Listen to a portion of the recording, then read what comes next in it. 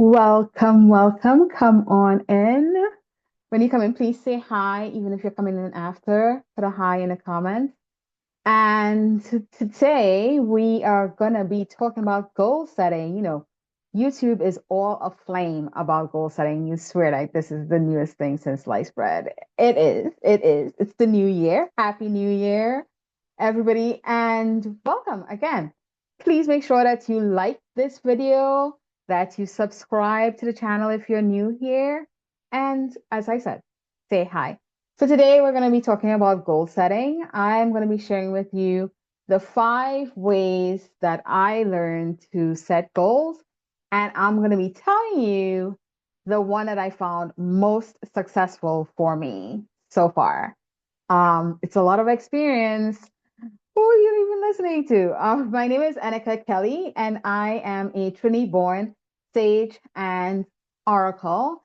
And I'm here to help you craft a life you love, especially for those of you who are over 50. All right, so let's just get to it. I'm gonna share these with you in the order in which I learned them or the order in which they were introduced to me. And like I said, stay tuned for the end because I'm gonna share with you what's working for me now. It may shock you. All right, so let's start with number one, the good old resolution. So resolutions, these probably in my early years as a kid, the concept of the new year resolution was introduced to me, and it resolutions are kind of fuzzy. They were never really explained. It was before the whole concept of like goal setting was introduced, so it was just resolutions have always been kind of like wishing and a hoping and a praying, not really feeling like a goal. I don't know if how you feel about resolutions. Put that in the comments. Let me know how you feel about the whole concept of a New Year resolution, per se. They don't feel like things that are, it seems like something that you just kind of say, not something that you've thought about or that, especially in the way that you're going to make it happen. It's kind of like, oh, like a wish, like a desire. Not even a desire, kind of like an offhanded kind of I want to lose 10 pounds by the end of the year, or I want to lose 50 pounds by the end of the year, or I resolve to save $100,000, but you have no real plan to get there. That's how I feel about, that's what I think when I hear resolutions. But that was the first notion of resetting the new year, if you will, or setting an intention for the next year, if you will. I would put resolutions in with intentions. Probably the first way that I learned to think about this. The second way is that I learned to do goal setting for the new year is with vision boards. Exciting, right? So I grew up in the Unity Church, and it is a New Thought church. They talked about metaphysics and law of attraction. I was a kid, so 50 years ago, I was learning about this, and I was introduced in my 20s to the idea of the vision board. And a lot of you might know by now what a vision board it is. It is an image that of what you want to achieve in the next year in a particular time period. I always tell people when doing vision boards that you set a container for the vision board, like a time period, because otherwise vision boards kind of devolve into resolutions, these things that are just kind of like, oh, it's nice to have at some point, and not really something that you want to happen within a certain time frame. They say that a goal without a date is just a dream. And dreams are wonderful. It's nice to hold the space for it, to play around with it. But when we're talking about goals and achieving something, a date is nice to have. So, vision boards, beautiful things, great for imagery. I will show you my vision board actually. Actually, let me save that for the end. I'll show you that because there's another part of this. There are several parts of this, but I want to finish the whole thing and then I'll show you what I have for this year. Um, so vision boards are like a visual, as the name implies, a visual kind of see it or and even tactile, because as you're creating your vision board, you're often going through um magazines or some kind of visual artwork, and curating what you want your life to be like. It's a full-bodied experience. It really takes things out of your brain and out of the thinky part of things to the feeling it, to getting into the energetic of it, the vibe of it. And yeah, I'm a lot ooh, if you haven't noticed. So it really helps to make your goals multidimensional. The vision boards do that, and they're very, very useful for that. So one was resolutions. Two is vision boards. I have to go through them. I have the list here. The third way that I learned to set goals for the year was the SMART method. That that acronym that says that your goals should be SMART. You know, I should have written down what the acronym stood for. I should have written down what the acronym stood for. I will try to remember it right now. I know the M is for measurable, A is achievable, R is relatable, and T is time sensitive. S, I'm just gonna Google this right now. You would think that I know this because I play with this stuff all the time, but I cannot remember what the SMART in SMART goal stands for. Yes. Specific. Oh my goodness. Yes. So specific. Your goals should be, according to the SMART method, specific, measurable, achievable, relatable, and timely. Meaning specific, meaning it should be something that is not kind of amorphous. Like I want to buy a house, right? That's a specific goal. You can it's measurable because you when you buy the house, you know whether you did it or not, right? Is it achievable in the year? Maybe you have things in order, maybe you don't. Maybe you need to get some things in line for that. But it could be achievable. It's definitely achievable at some point.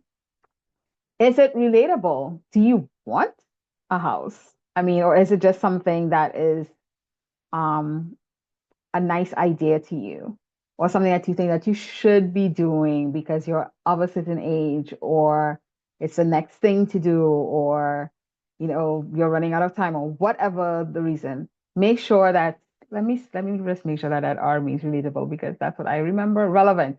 Yeah, relevant. I say relatable, meaning that it's meaningful to you, whatever your goal is. So it's specific, it's measurable, it's achievable, it's relatable, and it's timely. Again, like what I said for vision board, a goal without a date is just a dream.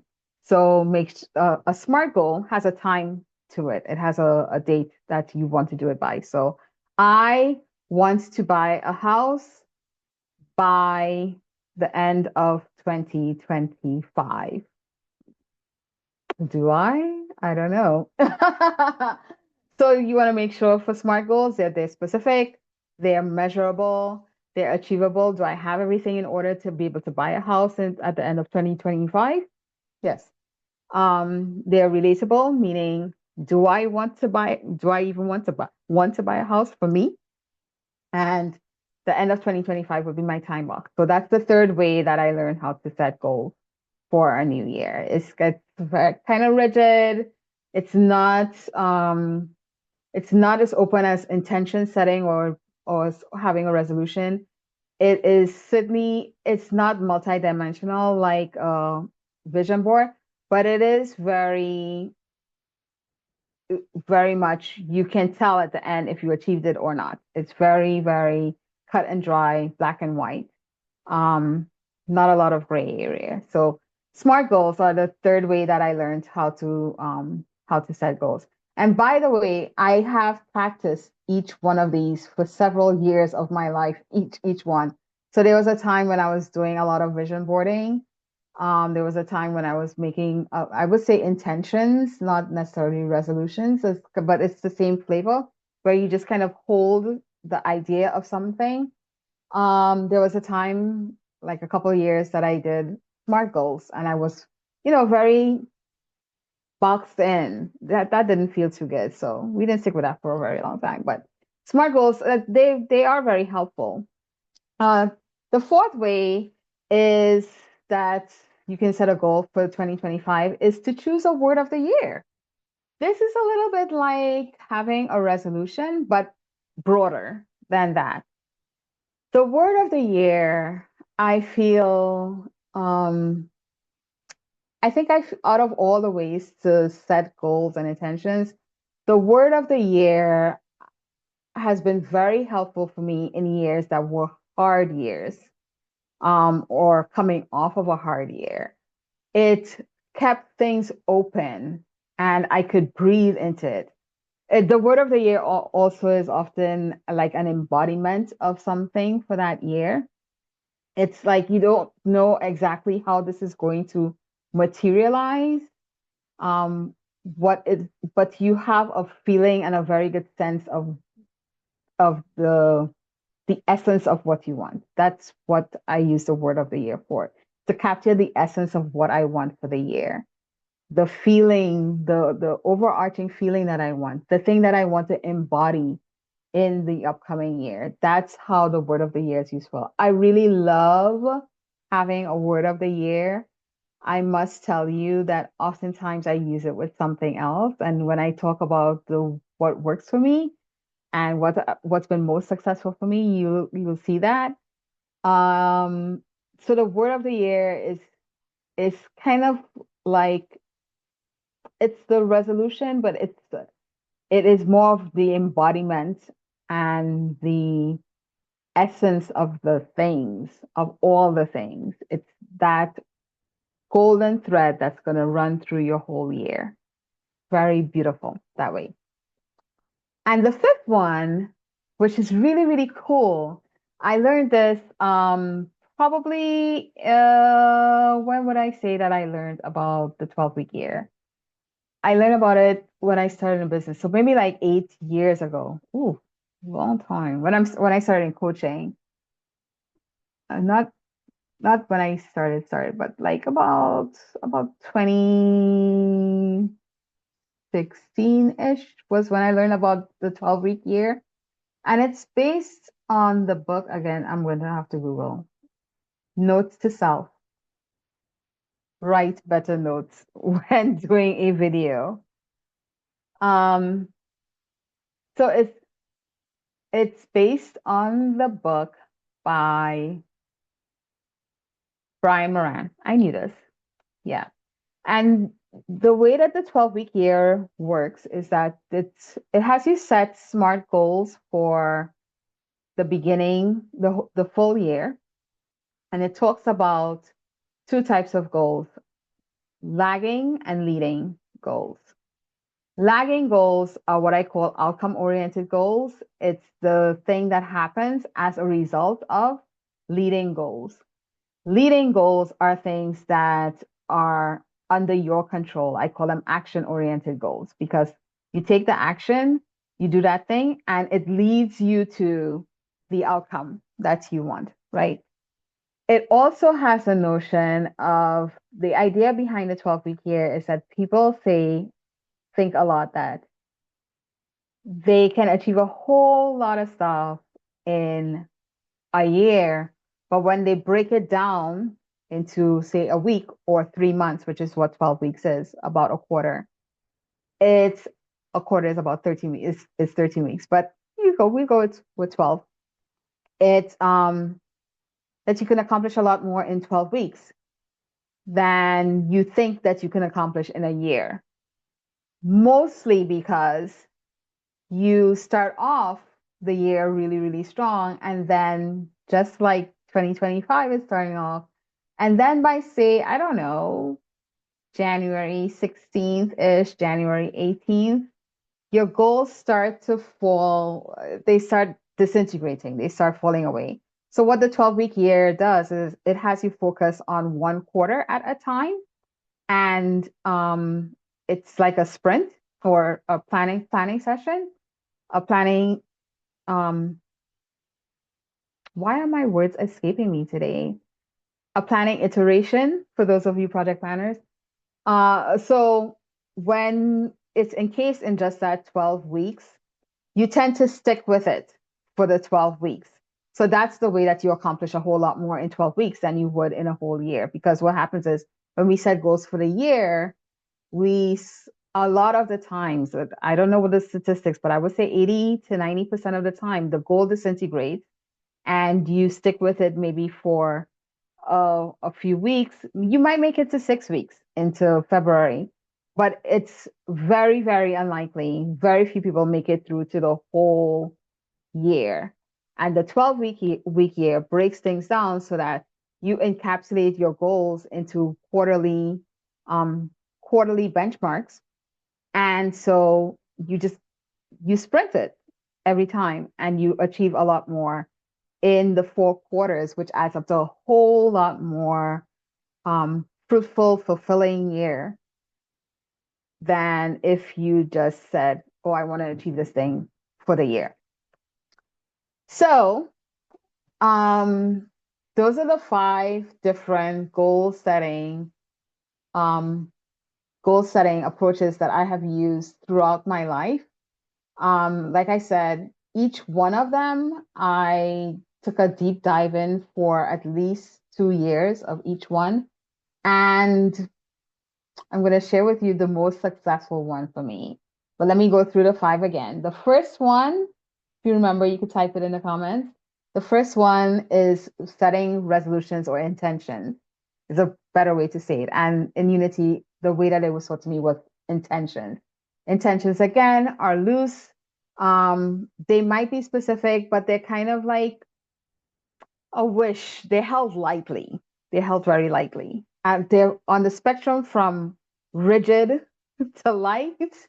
I would say SMART goals are all the way on the rigid side, and intentions are on the loose, open side. So the first one was intentions. Second was vision boards, which is a multi-dimensional visual approach to goal setting, where you can see what you want to achieve. The third is the SMART method, specific, measurable, achievable, relatable, and timely, meaning that it's very clear what the goal is. You have a clear yes if I met it or no if I didn't. And you can achieve it in the time that you set for it, and it's meaningful to you. That's probably R is probably the most important part of the SMART method. If you miss that one, then it's going to be a tough slog. Just don't even bother. Number 4, word of the year. It's my favorite. It is my favorite one.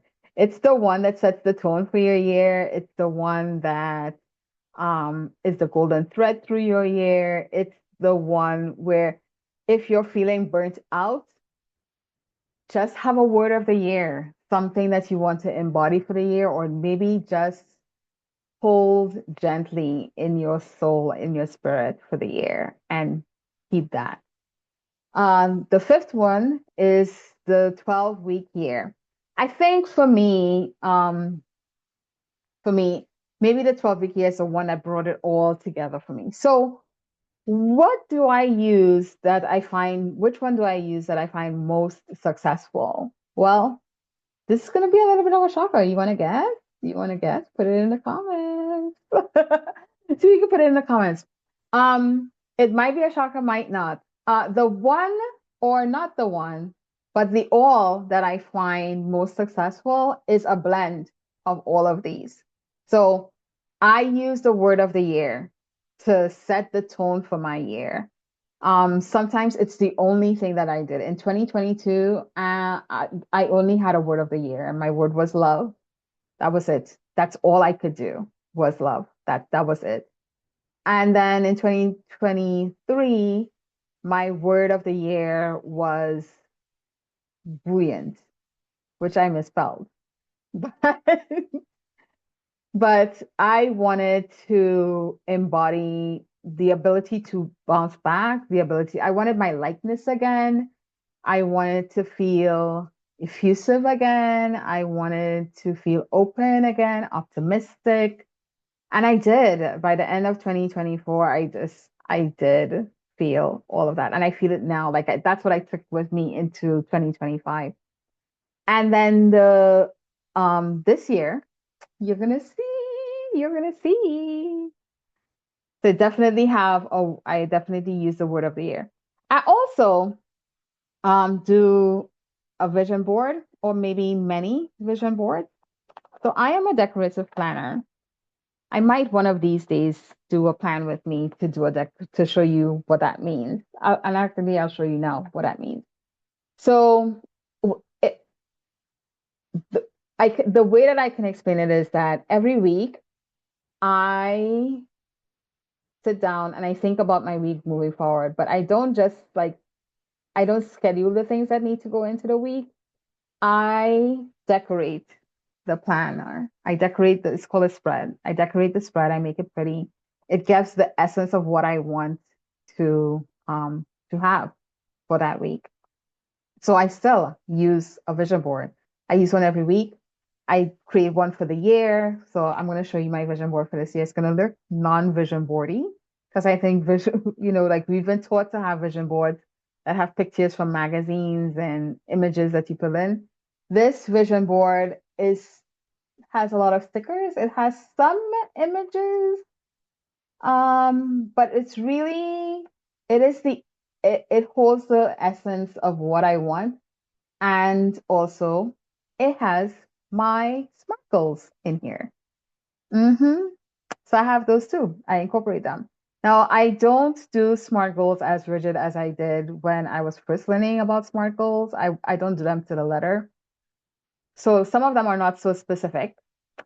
Some of them I don't know how I'm going to achieve. So I can't really say that they're achievable.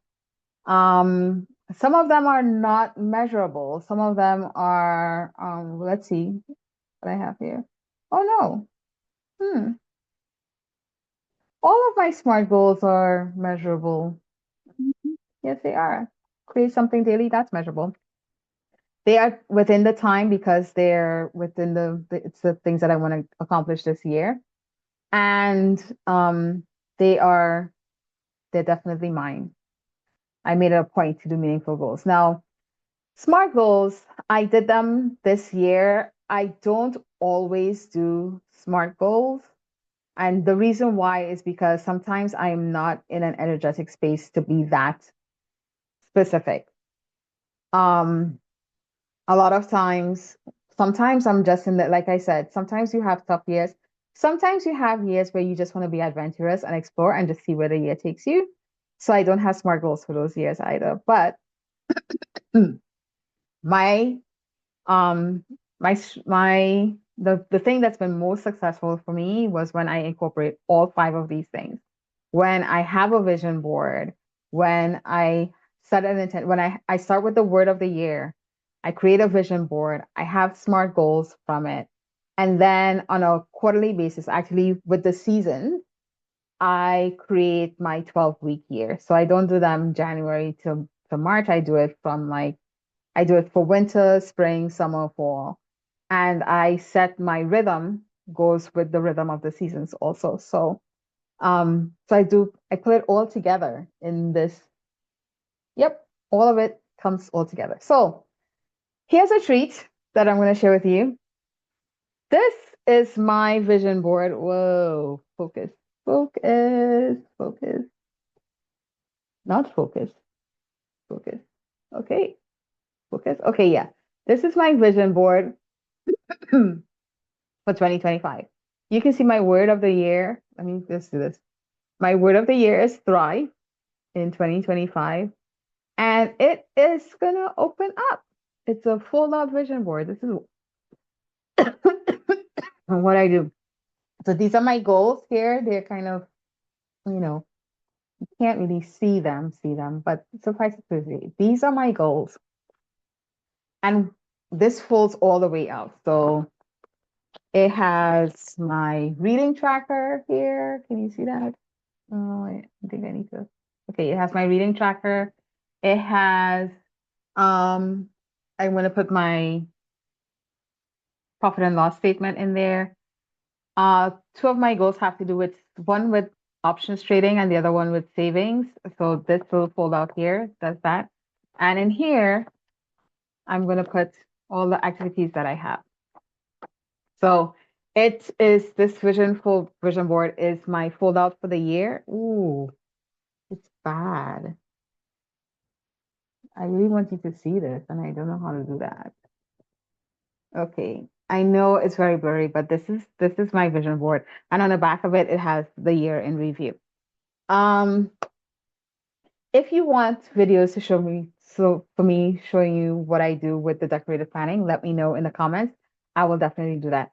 And let me know which one of these five methods you use to do your goal setting. Or is it like a combination of all of them, the way that I do with my year? And if so, do you have one that do you have like a favorite type? And maybe your goal setting method is something completely different and it's none of those that I mentioned, but you want to share it with everybody.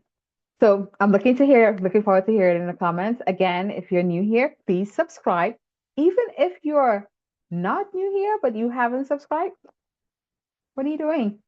Do subscribe and make sure you like the video.